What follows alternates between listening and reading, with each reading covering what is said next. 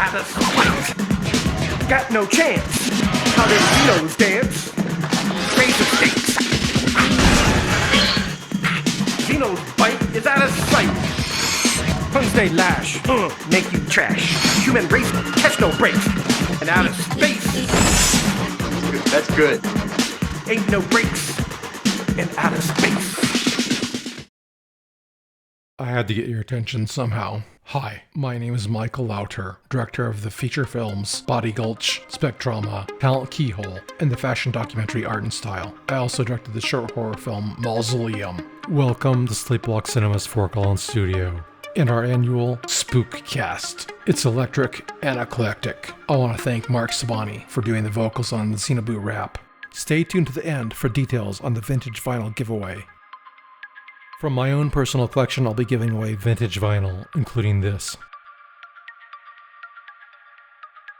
Originally, this video was intended as a pitch for a feature screenplay that Nick Plummer and I wrote, titled Alien Minerva. Yes, it's an Alien franchise script. However, I decided to open up the discussion a bit, albeit in heavily redacted form. There are no spoilers here. I'll only discuss the script in broad strokes. The reason is to reach more potential advocates. I'll explain in detail later in the video. With that out of the way, going through my old collection of magazines, I found this. The original American cinematographer for Alien. This is what started my interest in filmmaking. My mom had taken me to see the film in the theaters. I was way too young, but I had to get the magazine afterwards. Okay, so what are the key attributes of our screenplay, Alien Minerva? It has heart and soul. It prioritizes primordial and subliminal horror. The female title character's arc is not what you expect. No Mary Sue characters. We wrote masculine, heroic men. Smart, relatable characters. It speaks to the zeitgeist, has emotional veracity, ratcheting tension, and stunning, breathtaking space maneuvers. It's designed to be a visual spectacle. So what would it take to get Alien Minerva into production? There are two proposed paths. One is an indie approach, whereby the IP is licensed. And then there's the traditional route of simply selling the screenplay. Incidentally, Robert Muratori is interested in lensing this show. Robert is cinematographer of 7852, Memory, and most recently, Chain Reactions. By the way, it's in theaters now, so go check it out. Latina fashion designer and frequent collaborator Mona Lucero was recently honored by History Colorado when they included one of her pieces in their exhibit, The 90s, The Last Decade Before the Future. To celebrate this milestone in her career, we got some extra footage for Art and Style Redux. Because smiley faces were really big in the 90s, I was like, I'm going to make a smiley face. So I see that you brought your tape back late. Okay. And you just got this cheesy rom-com when I had all of this like really great indie stuff for you, but no. Whatever. Mona and I co-designed the puppet character Melvin. My name is Melvin. Modular. Let's discuss David Cronenberg. Growing up in Boulder, I remember perusing the shelves of the video station, where I would find stuff like Videodrome. Why would anybody watch a scum show like Videodrome? Business reasons. There's a connection with David Cronenberg to Eurorack. Fleshy Cronenberg patch cables. By the way, I have no relationship with Control and Greenpoint. I purchased these cables with my own money. For the uninitiated, modular synthesis is basically Legos for synth nerds. My setup is not exactly minimal, but I would say it's focused. This is where Paul Schrader's mantra has crept into me in terms of imposing limitations on yourself. Less really is more. And this translates to filmmaking as well. In Minerva, there's a story element that got me intrigued in terms of conveyance and sound design. Besides, why not utilize my Eurorack modular to conjure a bioelectrical ghost in the machine? Somehow it's fitting that this setup looks like a panel on the Nostromo. And the icing on the cake is the fleshy Cronenberg patch cables. And this is a sound design that I created for Alien Minerva. Nice clacky retro keys.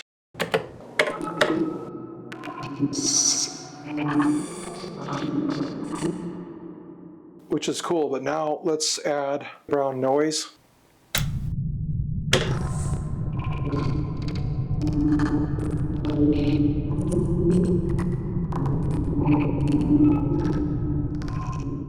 This is Nick Plummer's latest novel, Harp of the Moon. Check it out. It deals with the magic of musical instruments. They're all design classics. And this one is a music classic because nothing sounds better than that. With Benj operating it and us working on it together, it's transcendental. There's nothing you can't do with it. For my tech noir feature film Talent Keyhole, I needed something that would visually represent Kepler's laws of planetary motion. To do this properly, utilizing Bessel functions of the first kind, I wrote a MATLAB program to generate the eccentric anomaly vectors in the graphics. Bessel functions are a class of what's called transcendental functions. We're again leveraging transcendental elements. Okay, let's talk about Bruce Kaywin. As an impressionable student at the University of Colorado, I sat in Bruce Kaywin's film history lectures. I was struck with Kaywin's damning criticism of Alien Cubed. He noted its lack of spatial design was part of its downfall. It's been well documented that David Fincher never had proper agency over that film. Fincher went on to prove himself among the best. Nonetheless, Bruce Kaywin's comments made me realize that this is something that I would have to master as a filmmaker. Indeed, spatial design is critical for narrative filmmaking, especially for horror. So let's look at some examples of good spatial design in horror. Notice how Planet of the Vampires influenced Alien.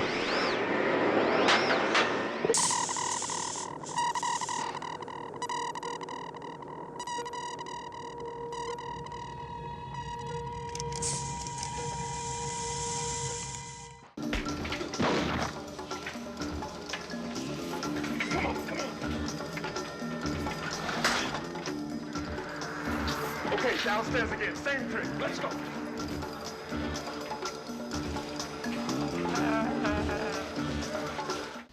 Everybody hates to miss a sale at Penny's. You got just a glimpse there of the terrifying nature of the zombies because, frankly, on television, we can't show you how really violent and really bloody this film is.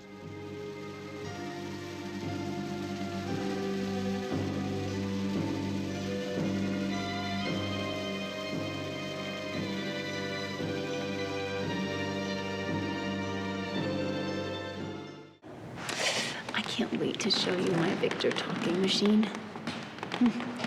Here are some examples of the spatial design for my own films.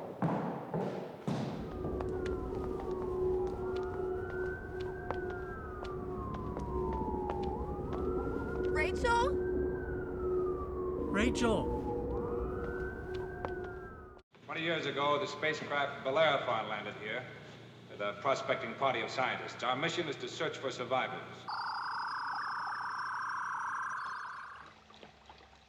You must make allowances for my daughter, gentlemen. She's never known any human being except her father. I hope you'll make allowances too, sir. We young men have been shut up in hyperspace for well over a year now, and right from here, the view looks just like heaven.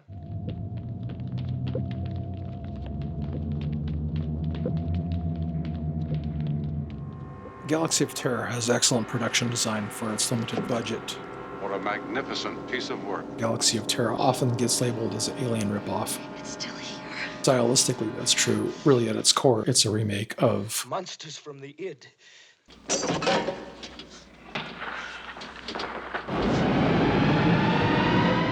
Barry Schrader claims that this module here for the Buchla 200 system was critical in creating the Galaxy of Terror soundtrack.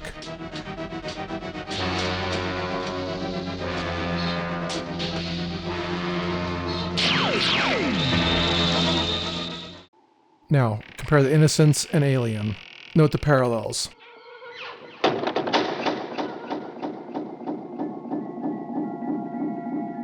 Carrying a candelabra in the corridors of a haunted mansion.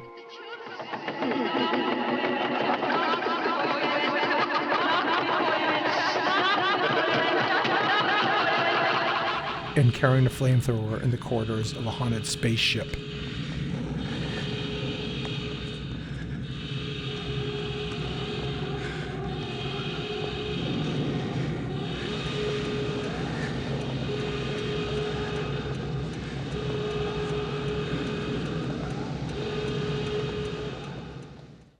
In the haunted corridors of the space station in Solaris.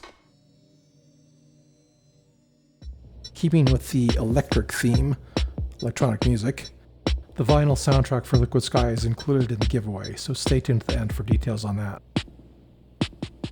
Me and my rhythm bar. understand my rhythm box? It You can pick up the Liquid Sky Blu-ray is pre-programmed. at Vinegar Syndrome Denver. So what? So what? Who understands not?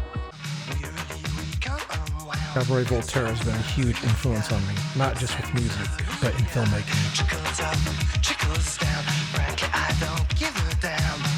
No other filmmaker has influenced me in the way that Paul Schrader has.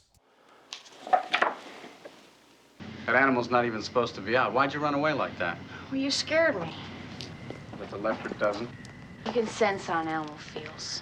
Oh, you can? Yeah, sometimes we're all connected. The zoo's been closed for an hour and a half.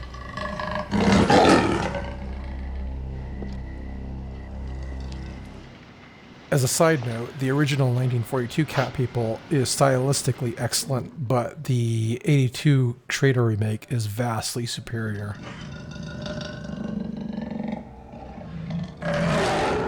The combination of production design and Tom Bailey's camera movement is superb. Free up some of these other exhibits so that we can give this new leopard some extra space. You're gonna have to disarm him.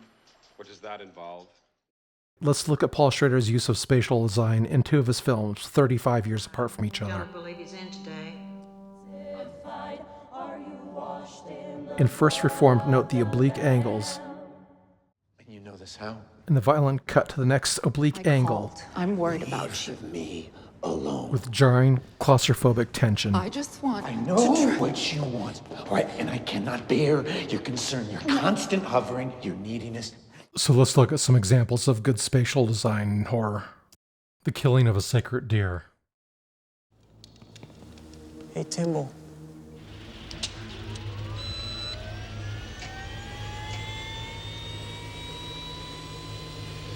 It Follows is another example of superb spatial design in horror.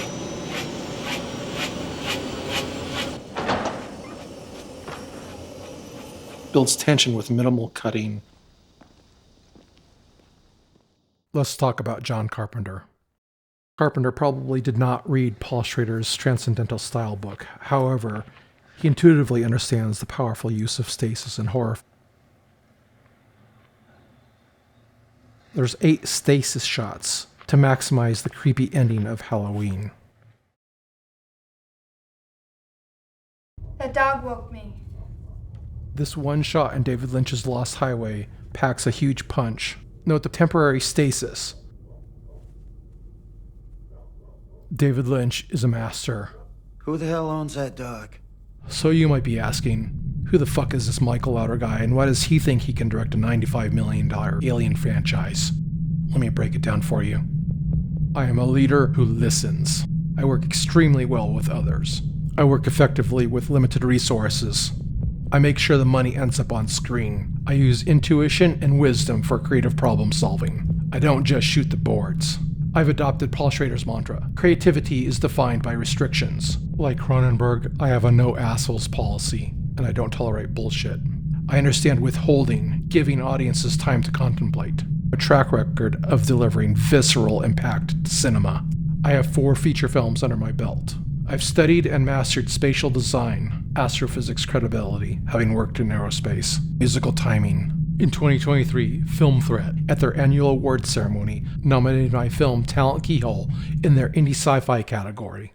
That Film Threat nomination opened up a lot of doors for me, so thank you, Film Threat. It gave me a lot of street cred. I promise you, I will deliver the most stunningly beautiful, haunting, visceral thrill ride for an alien film that you've ever seen. This video covers a lot of ground. The point is to share my cinema influences and sensibilities. I like the dog. It's friendly.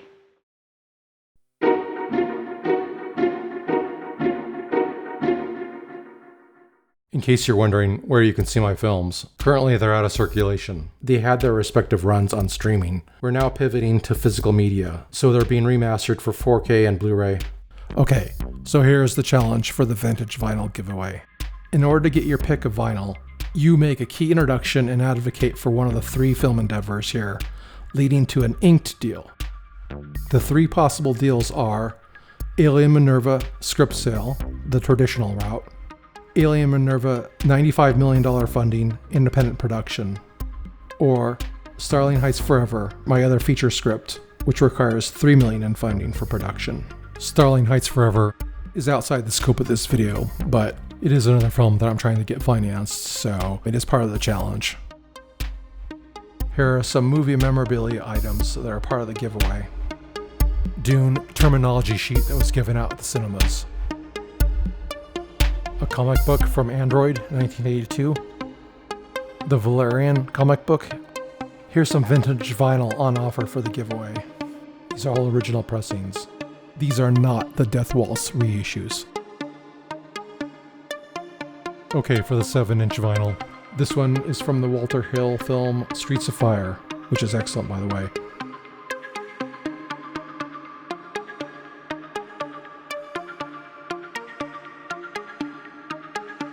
Okay, now for some 12-inch maxis.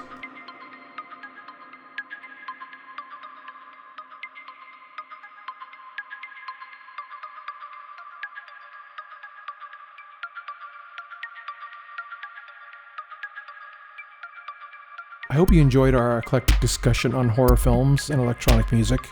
Enjoy the spooky season and stay safe out there.